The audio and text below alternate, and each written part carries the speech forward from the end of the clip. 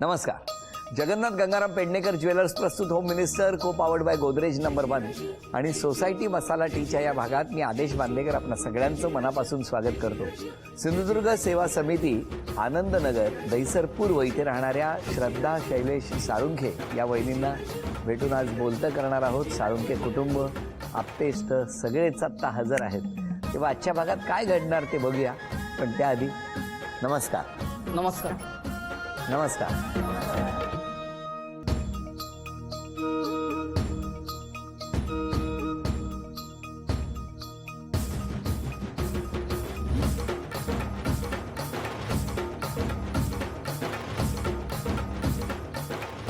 कुठलं बालपण हो तुमचं? माझं मालाडचं. आणि तुम्ही? मी राहायला खार लावतो. 98 पर्यंत खारमध्ये शिक्षण झालं. पण तुमचं सगळं बालपण तिथलं? हा, 98 पर्यंत म्हणजे वयाच्या 17 वर्षात बालपण तिथे गेलं. 17 वर्षानंतर दहिसरमध्ये राहायला आलो. पण हे भेटले कुठे? हे मालाडला सोमवार बाजारात भेटले? सोबत तिथे ऑफिस होतं ना, आमचं. तिथे एकाच ऑफिसमध्ये होतो कामाला. कुठे? 8च दिवस झालेले. म्हणजे 10वी झाल्यानंतर म्हटलं काय करायचं, 10वी म्हटलं झाल्यावर. पार्ट टाइम मध्ये असं बघूया काय. मग तिथे होते. कुठे कुठे पण तिथे होते म्हणजे? स्पेक्ट्रम म्हणून माइंड प्रेसला कंपनी आहे. त्या कंपनीमध्ये मी सिक्युरिटी ऑफिसर होतो. मग तिथे काय झालं? तिथे हे 7 दिवस होता ना तुम्ही? 7च दिवस होते. काय झालं 7 दिवसात? सिक्युरिटीने नजर ठेवली? काय हो? अरे काय झालं सांगा. म्हणजे हा. ऑफिसला होतो, संध्याकाळचं निघायचं तर रिसेप्शनला हे नेहमी असायचे. हा. आणि पेन असायचा बॅगमध्ये, पण तो एवढा खाली असायचा की वर ड्रेस असायचे. मग ते पेन काढेपर्यंत ह्यांना एकदा दोनदा बघितलं ह्यांनी, हिला प्रॉब्लेम होतो म्हणून हे पहिलाच अगोदर पेन तयार ठेवायचे. का हो? सिक्युरिटी सगळ्यांना हेल्प करते ना. मला सांगा, लग्नाला किती वर्ष झाली? 10 वर्ष. 10 वर्ष. कसं चाललंय आता? सगळं व्यवस्थित चाललंय. वहिनी चिडतात? थोडाफार. डोक्याला पेन होतो? नाही, जास्त वेळ घरी नसतो ना, त्यामुळे कमी होतो. काय? बाहेर जास्त कामानिमित्त असल्यामुळे पेन कमी होतो डोक्याला. डोक्याला. हा पेन का सुरू केला सांगा? पेन दिल्या त्यावेळेला पेन दिला म्हणून. आम्ही सांगितलं होतं पेन द्यायला तुम्हाला, तेव्हा पेन दिला ना. आता पेन घ्या. अरे चांगला, प्रेमाचा. मग वहिनी काय झालं, किती वेळा दिला पेन त्यांनी? मोजून 6-7 दिवसच. हो. बस. मग नंतर काय शाई संपली? नाही, जेव्हा मग मी जाणार ना म्हणून मी मैत्रीण होती एक, ती जाणार म्हणजे कुठे? काम सोडणार होती. मला म्हणजे नाही जमत होतं तिथे. तर माझी एक मैत्रीण होती, ती मालाडलाच राहायची. मग ती बोलली की जायच्या अगोदर मला नंबर दे. कोणाचा? माझा. तुमचा? हा. मग मी कुठे तुला जॉब चांगला असेल तर मी सांगेन. तर मी म्हटलं ठीक आहे. तर ती रिसेप्शनलाच होती तिथे आणि मी लिफ्टमध्ये होती. तर ती मला खूप घाई होती, तर ती मला बोलली नंबर दे. मी लिफ्टमधनंच उभं राहून तिला नंबर दिलं. तिथे हे उभे होते तिच्याबरोबर. काय हो, काय झालं सांगा? तो फक्त नंबर मी नोट केला लवकर. तिला देता ह्यांनी नोट केला नंबर. आणि नाही माझ्याकडे पेन रेडी असायचं ना. हा, तुम्ही पेन घेऊनच होते. मग तुम्ही काय नंबर घेतला त्यांचा? आणि फोन कॉल चालू झाले. तुम्ही फोन केला? हो. मग जेव्हा यांचा फोन आला तेव्हा काय होतं तुम्हाला? टेन्शन? नाही, माझ्याकडे नंबरच नव्हता ह्यांचा, त्यामुळे मला माहितीच नाही कोणी फोन केला. मग हे बोलले की मी शैलेश बोलतो, तू माझ्याकडनं पेन घ्यायचीस सिग्नेचर करायला. तर मी म्हटलं हां बोल. तर नाही, मी इकडे मालाडला आलोय, अलका भेटली नाहीये, मग तुझ्या घरी येतो. म्हटलं काय करायला? तर नाही, ते आलोय ना, तर मग मी तुला पण म्हणजे तुमचं घर बघून जाईन. म्हटलं ठीक आहे. मग त्यावेळेस आले. डायरेक्ट घरी आले? हो, डायरेक्ट आले. त्याच्या आधी भेटले नव्हते तुम्हाला कुठे? नाही, कुठे नाही, तेच ऑफिसमध्येच भेट झालेली. तेच त्याच्यानंतर डायरेक्ट फोन करून आणि तुमच्या घरी थोडीशी आले? म्हणजे भावाची आणि ह्यांची असं ओळख होती. कशी काय? ते माझ्या डिपार्टमेंटला जॉबला होते, सिक्युरिटी गार्ड म्हणून. बरं. हा. मग फक्त चेहरापट्टी होते की आमच्याबरोबर काम करते, एवढंच. पण तुम्ही हा इतका प्रयत्न का सुरू केला? लग्न करायचं होतं ना. म्हणजे पहिल्या क्षणी मला ठीक आहे आपण काय पहिल्या क्षणी काय म्हणजे बघितलं तेव्हा आवडलं की चला कधी आपण पेन देताना की लिफ्ट कडे नंबर घेताना? पेन देतानाच. तेव्हाच तुम्ही ठरवलं होतं? तुमच्या मनात होतं? हो. पण तुम्हाला काही कल्पना नव्हती? नाही. मग हे घरी आले तुमच्या? हो. मग आणि मग आले तर मी विचार करते, एक तर संध्याकाळचं आमचं कामं झालेलं आणि आम्ही रिलॅक्स करत होतो. सगळे घरात होते, पप्पा मम्मी सगळे, भाऊ बहीण वगैरे. आणि म्हटलं कशाला फोन केलाय, आम्ही कुठे आत्ताशी आराम करायला गेलो. तर नाही, मी आलं तर आपल्याकडे पाहुणा कोण आल्या म्हटल्यानंतर मग आम्ही उठलं, आवरलं. मग आले, मग पप्पांना सांगितलं असं असं आहे. भाऊ तर नव्हता तेव्हा अवेलेबल, पण सांगितलं की असं असं आहे, सांगते काम करायचे. मग ते चहा पाणी वगैरे झालं. मग नाव गाव वगैरे कुठे राहता काय राहता पप्पांनी विचारलं तर ते हे आपल्याकडचेच आहेत, असं आहे तसं आहे, असं सगळं झालं. आणि मग थोड्या वेळाने निघाल्यानंतर मला सांगतात स्टॉपला सोडायला ये. तर मी म्हटलं मी कशाला सोडायला येऊ. तुम्ही सांगितलं स्टॉपला सोडायला आहे? नाही असं बोलत सोडायला इथे हा, सोडायला येतेस तर मग तुम्ही गेला सोडायला? नाही, पप्पा बोलले की मी जातो करून. पण मूड हा मग काय एक्सप्रेशन्स काय होते पप्पांनी सोडलं तेव्हा? नाही काय नाही, नॉर्मल जे नॉर्मल बोलणं होतं त्यानंतर मग 2-4 वेळा घरी येणं झालं. परत गेलात घरी? हो, परत. मी ठरवलं होतं ना करायचं म्हणून. पण तुम्हाला अंदाज आलेला ह्यांच्या नाही, मनात नाही, काहीतरी वेगळं आहे? नाही. दुसऱ्या वेळेला कसे आले मग? परत फोन केला? दुसऱ्या वेळेला का मी इथेच आलो, काय काम आहे असं आणि भेटायला आलो असं, म्हणजे मग ओळख झाली. असं मग हळूहळू वाढत गेली, फोन कॉल जास्त झाले. तर मग मी मावशीच्या गावी गेलेली, तिकडनं येताना पण फोन आला. तर मी म्हटलं हा काय सारखं सारखं फोन करताय, काय आहे. मग मी थोडंसं मला असं वाटलं की काहीतरी चाललंय. मग नंतर मग त्यांनीच एकदा संध्याकाळचं म्हणजे ऑफिसमधून निघताना फोन केला मला की असं तू जेवून बिवून घे, मी तुला एक रात्र हो म्हणजे जेवून मला फोन कर, मग मी तुला एक गोष्ट सांगतो. तर मी म्हटलं मला थोडंसं हे झालं की म्हटलं काय बोलतात काय माहिती हे. आणि आम्ही जेवून घेतलं, सगळं आवरलं घरातलं, झोपायला जाणार तितक्यात फोन आला आणि बोलतात आय लव्ह यू वगैरे बोलत नाही, डायरेक्ट लग्नाची मागणी घालतो. मग पुढे काय तुम्ही ठरवलं होतं लग्नाची मागणी? मग तुमचं काय एक्सप्रेशन होते? हातातली ताटं पडली का राहिली? नाही, मग? थोडंसं अशी चिडचिडी झाली मी. हो, म्हणजे माझ्या मनात असं काहीच नव्हतं. हं. आम्ही ठरवलेलं आमच्या लहान बहिणीसाठी. कोणाला या ना? आणि हे भलतंच काहीतरी झालं. भलतंच कुठे, चांगलं झालं ना. मग म्हणजे आम्ही असं विचार केलेला लहान बहिणींना वगैरे. मग हे बोलल्यानंतर ती लहान पण बहीण बोलली की मी नाही करणार त्याच्याबरोबर. बरोबर आहे. पण मला सांगा हो, अरे. तुमच्या घरी काय प्रतिक्रिया होती? मग तुम्ही काय नाही, होकार दिला actually. त्याला? नाही, मी मग? होकार नाही दिला. पण मी म्हटलं पप्पांना सांगते मी, पप्पा काय बोलतायत ते, आणि तूही तुझ्या घरात सांग. तर बोलले ठीक आहे मी सांगतो पहिला पप्पांना. तर पप्पा मम्मी बरोबर आम्ही तर म्हणजे फ्रँकली बोलायचो, असं कधी लपून नाही ठेवलं. मग मी सांगितलं ते शैलेश येतात, ते साळुंके, त्यांनी असं बोलले. तर आमच्या घरात सगळे हसत होते. असं म्हणजे काय असं रिॲक्शन नाही केलं की काय कारण का पण तुमच्या घरी कळलं होतं, तुम्ही सांगितलं होतं? आईला सांगितलं पहिलं. पण मग तुम्ही कधी तयार झाला? मी यांना बोलली की तुमच्या घरच्यांनाही सांगा, आणि जर ते तयार असतील तरच लग्न करायचं, नाही तर तू तुझ्या दिशेला आणि मी माझ्या दिशेला. पण त्याच्या आधी तुम्ही भेटला होता ना दोघे बाहेर? भेटलो होतो म्हणजे तसं बोलणं झालं, असं फिरायला असं गेलोच असं नाही. तर नाही. मी डायरेक्ट लग्नाचीच मागणी घातली. बाहेर चहा घ्यायला गेले होते, चहा प्यायला ते असंच एकदा ऑफिसमध्ये. मग मला माहिती आहे ना, आलं की नाही बाहेर. पण आता 10 वर्षात चढ उतार आले का तुमच्या दोघांच्या खूप आयुष्यात? काही भरपूर. खूप. कशी साथ दिली? माझ्यापेक्षा ती डेअरिंग जास्त आहे. मी थोडा खसतो, हो. असं आहे. ते होईल की नाही होईल, पण तिची डेअरिंग जास्त असते. असं करूया, होईल. पूर्ण प्रत्येक टप्प्यावरती तुम्हाला साथ दिली? आईबाबा सगळ्यांनाच, आईबाबांपासून सगळ्यांनाच. किती त्रास झाला तरी ते करते. मी मागे हटतो, हा, पण ती नाही हटत. काय कुठून येते ही ऊर्जा? नाही असं काय नाही. पण पप्पा म्हणजे असं की सासरी गेले तरी सुद्धा आई वडील काय सासू सासरे काय बोलले तरी आई वडिलांसारखेच आहेत ते. पण वाईट वाटून घ्यायचं नाही कधी. आज पप्पा नाही येत पण खूप आठवण येते पप्पांची.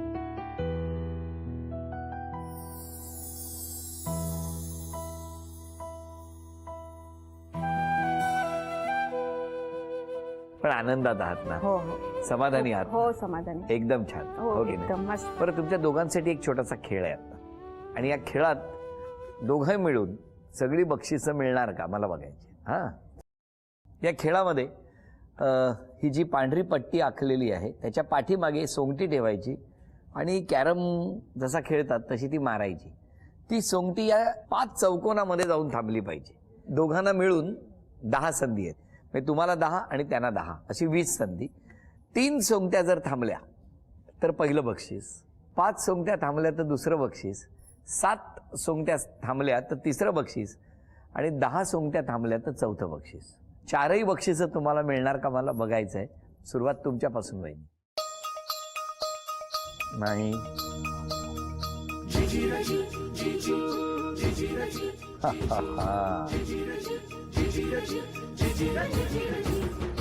एक. आतापर्यंत एकच, एकही बक्षीस नाही मिळालंय. नाही,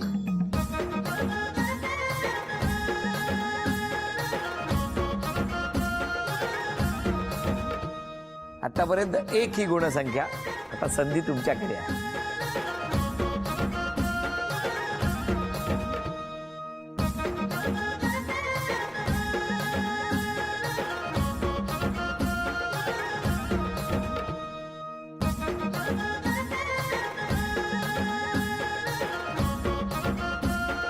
दोन, 3. थांबा. आतापर्यंत 1 बक्षीस मिळालंय. आता तुमच्याकडे 2 क्वीन आहे.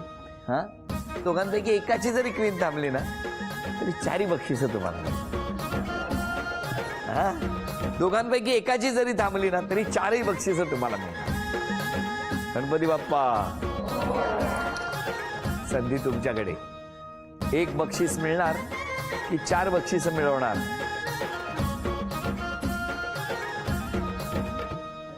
चांदीचं नाणं तुम्हाला मिळालं. अभिनंदन. नमस्कार. तुमचं यांच्याशी नातं काय? मी खरं शेजारी नाही यांची, पण घरच्यासारखंच आहे आमचं नातं. कशा वागतात तुमच्याशी? नाही, छान आहे स्वभावाने, तशी हट्टी आहे, लगेच जरा प्रत्युत्तर करते. हो हो. का? बर. यांची वहिनी आहे. हा, चांगलं नातं आहे आमच्या दोघांचं, बहिणीचं नातं आहे. बर. द्या. सेम बिल्डिंग मध्ये राहते, हा. दैसरला. किती माळ्यावर? त्या पहिल्या वेळा, मी दुसऱ्या माळ्यावर. बर. मग या मसाला बिसाला ठोकतात घरात? हो, आवाज येतो ना. हा? हो हो, अरे दुसरा माळा आहे म्हणून विचारतो. बरं, ओरडत कशी? वर येते. हा? आवाज आला की लगेच ओरडायला वर येते ती. का असं करतो? हा, काय हो काकी, काय ठोकता, किती आवाज येतो आम्हाला आमच्या असे बाबांना सांगायला. डिस्टर्ब होतं, झोपलेले असतात ना. यांनी ठोकायचंच नाही, तुमचे बाबा झोपतात म्हणून. बरं, ठीक आहे. मी नणंद आहे त्यांची. बापरे. मग तुमचा दरार आहे? अजिबात नाही, तुमचा दरार आहे की त्यांचा दरार आहे? दोघींचाही नाही, दोघी एकमेकींना मैत्रिणीसारख्याच आहोत. वा. द्या पुढे. मी 7व्या माळ्यावर राहते. हं. चांगली आहे स्वभावाने, हो. सगळ्यांशी मिळून मिसळून. मी यांची वहिनी आहे. तुम्ही कुठे राहता? आम्ही परेल भोईवाडा. हा, लांब एकदम आहे ना. बरं. हा. मग त्यांचा स्वभाव खूप छान आहे. एक खेळ आहे तुमच्या सगळ्यांसाठी. ही उशी पुढे पुढे पाठवायची. गाणं ज्यांच्याकडे थांबणार त्यांना एक शिक्षा मिळणार. ती शिक्षा जर व्यवस्थित तुम्ही पार पाडली तर तुम्हाला 1 बक्षीस मिळणार, पण या माऊलीला 1 बक्षीस मिळणार. तेव्हा ते बक्षीस मिळवून द्यायची संधी तुमच्याकडे. हा, गाणं.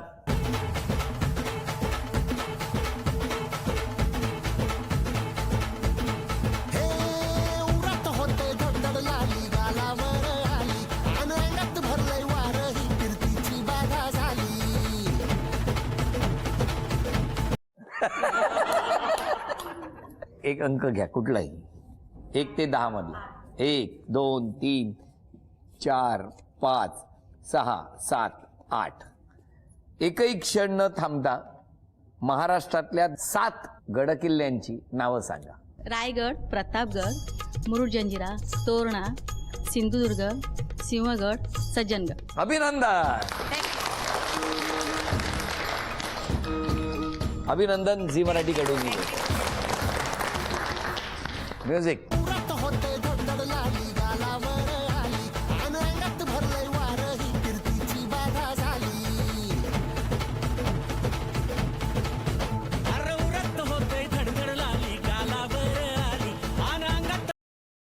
सांगा 1 ते 10 मध्ये. 2, 3, 4, 5, 6, 7. आता एक गाणं लागणार, त्याच्यावरती तुम्हाला नाचायचंय. हा, 1, 2, 3, 4.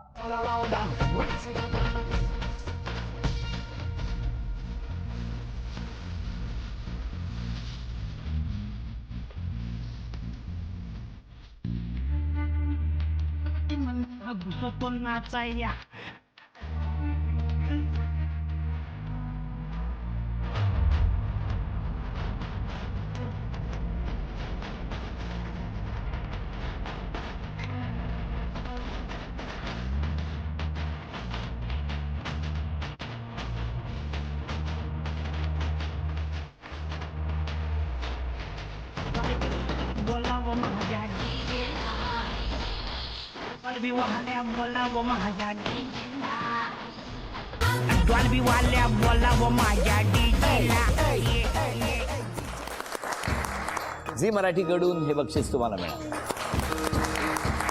तुमच्यासाठी त्या नाचल्या इतक्या, तुम्हाला बक्षीस मिळावं. झी मराठीकडून ही भेटवस्तू तुम्हाला. म्युझिक.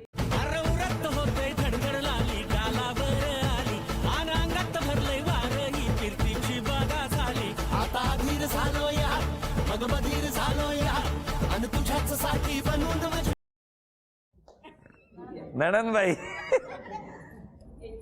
एक, रानडे रोडवरचा रोड रोलर असं एकही क्षण न थांबता 15 वेळा म्हणायचं. 1, 2, 3. रानडे रोडवरचा रोड रोलर, रानडे रोडवरचा रोड रोलर, रानडे रोडवरचा रोड रोलर, रानडे रोडवरचा रोड रोलर, रानडे रोडवरचा रोड रोलर, रानडे रोडवरचा रोड रोलर, रानडे रोडवरचा रोड लोडर, रोड.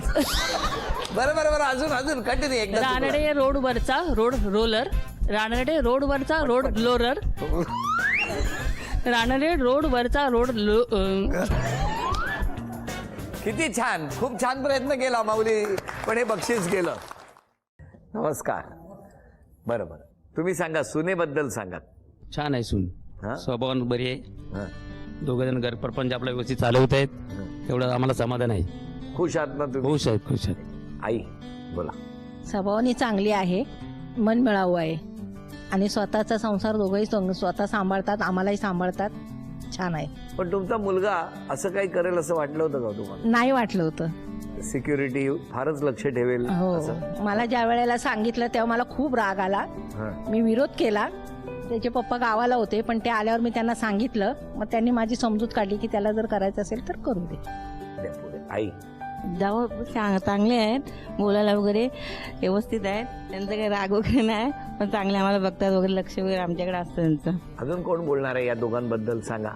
मी लहानपणापासून आमचं दोघांचं कधी कधी खटकतं, पण जेव्हा आम्ही समजूतदार झालो तेव्हा घराची जेव्हा जबाबदारी घ्यायची वेळ आली ना, तेव्हा सर्वप्रथम तिने पुढाकार घेतला. कारण तिने शिक्षण सोडून जे धडपड केली ना, ते मला त्यात एवढा हातभार लागला ना की मी तिला बहीण समजून आहे ना, त्याच्यापेक्षा मी म्हटलं मला जो भाऊ नसल्याची कसर वाटत होती ना कमी, ती तिने पूर्ण केली. आणि आजही माझ्या संसारात एक असा क्षण आलेला की माझी मिसेस आणि म्हणजे ते मुलाचं डिलेव्हरीच्या टायमाला असं झालेलं ना की दोघांचा जीव जाणं. पण त्या टायमाला मी खचलेलो, पण तिने मला जो साथ दिली ना, आज ते माझी मिसेस आणि पोरगा आहे ना, ते तिच्यामुळे आणि आमच्या भाऊजीमुळे, आमचे जावं आहेत ना त्यांनी. त्या टायमाला ते नसते ना तर माझा संसार देखील आज पूर्ण उभा नव्हता. आणि आजही जर मी काही गडबडलो की माझ्या बहिणीकडे जातो, मग ती भाऊजींना विचारते. आणि आजही ते आमच्यासाठी ना दिवसा असो की रात्र असो कधीही तयार असतात मदतीला. म्हणजे मदतीला ते कधीही आमच्यासाठी, सगळ्यांसाठी. हे सगळं कौतुक वगैरे ठीक आहे. आरोप आलेत, आरोप घेऊ एक एक. थांबा बघूया काय. छोट्या छोट्या गोष्टीवरून सतत चिडत असतात, मान्य आहे? हो तुमच्या कधी कधी बोलण्यामुळे समोरच्याच्या मनाला त्रास होतो. असेल नाही, होतो. आरोप आहे, मान्य आहे? मान्य. तुम्हाला? मान्य आहे, जास्त त्रास मलाच होतो. आणि राग तुम्ही मनात ठेवता आणि तो कधी बाहेर काढायला कळत नाही समोरच्याला, खरंय? हो. उशिरा उठता खूप? नाही, कारण का त्याला स्कूलला जायचंच असतं, त्यामुळे उठतेच मी 6 वाजता. पण परत कधी झोप आली तर मग झोपते मी परत. जरा वेळ मिळाली की तुम्ही झोप काढता? नाही, ते ह्यांना आहे, हा. ह्यांना सवय आहे. आणि कुणालाही एकदम तोडून बोलते, त्यामुळे समोरचे दुखावतात. होत असेल. या सगळ्या आरोपांबद्दल तुमचं काय म्हणणं? राग मला येतो, पटकन येतो, पण तो थंड पण होतो. तुमच्या बोलण्यामुळे कितीतरी जणांची मनं दुखावतात. हो, दुखत असते. मग आजपासून एक बदल करायचा असेल स्वतःमध्ये तर कुठला कराल? राग कमी करीन, बोलण्यापूर्वी विचार कराल? कमीच बोलीन. हां, कमी बोलीन. नाही नाही, बोला खूप, फक्त समोरच्याचं मन दुखावणार नाही एवढी काळजी घ्याल. ठीक आहे. तर तुम्हाला खूप मनापासून शुभेच्छा. हसत राहा, आनंदात राहा. तुम्हाला दोघांना शुभेच्छा, तुमच्या कुटुंबाला शुभेच्छा. आणि या शुभेच्छांबरोबरच आता क्षण आलेला आहे तो सन्मानाचा. झी मराठीकडून ही भेटवस्तू मिस्टरांचे आणि वहिनींना तथास्तु पुणे यांच्याकडून मिळते आहे पैठणी. अभिनंदन.